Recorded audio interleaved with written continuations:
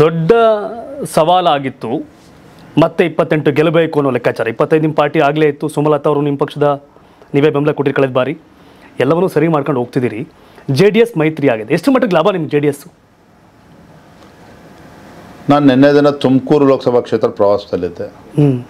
ನನಗೆ ಆಶ್ಚರ್ಯ ಆಯ್ತು, ಪ್ರಾಮಾಣಿಕವಾಗಿ ನನಗೆ ಆಶ್ಚರ್ಯ ಆಯ್ತು. ಯಾಕಂದರೆ ಸಾಕಷ್ಟು ಚರ್ಚೆಗಳು ನಡೀತಾ ಇತ್ತು. ಇಲ್ಲ, ತಳ ಹಂತದಲ್ಲಿ BJP JDS ಕಾರ್ಯಕರ್ತರು ಒಟ್ಟಿಗೆ ಬರ್ತಾ ಇಲ್ಲ, ಮುಖಂಡರು ಒಗ್ಗಟ್ಟಾಗಿಲ್ಲ, ಇವೆಲ್ಲವೂ ಕೂಡ ಚರ್ಚೆ ನಡೀತಾ ಇತ್ತು. ಸ್ವತಃ ನನ್ನ ತುಮಕೂರಿನ ಪ್ರವಾಸ ನಾನೇ ಒಂದು ರೀತಿ ಆಶ್ಚರ್ಯಚಕಿತನಾದೆ. ಆ ರೀತಿ ಒಗ್ಗಟ್ಟಿಂದ ನಮ್ಮ ಕಾರ್ಯಕರ್ತರು BJP JDS ಕಾರ್ಯಕರ್ತರು ಒಟ್ಟಾಗಿ ಕೆಲಸ ಮಾಡ್ತಾರೆ. ಇದರ ಪರಿಣಾಮ ಏನು ಅಂತ ಹೇಳಿದ್ರೆ, ಇಲ್ಲಿ ಯಾರಿಗೆ ಲಾಭ ಯಾರಿಗೆ ನಷ್ಟ ಅನ್ನೋದಕ್ಕಿಂತ ಹೆಚ್ಚಾಗಿ ನಮ್ಮ ಸಂಕಲ್ಪ ಏನಿದೆ, 28ಗೆ 28 ಗೆಲ್ಲಬೇಕು, ಆ ಸಂಕಲ್ಪ ಈಡೇರಿಸ್ತಕ್ಕಂಥ ನಿಟ್ಟಿನಲ್ಲಿ ಖಂಡಿತವಾಗಿದ್ದು ಪೂರಕವಾಗಿತ್ತು ಕೆಲಸ ಆಗ್ತಾ ಇದೆ. It will be win win situation for both BJP as well as JDS.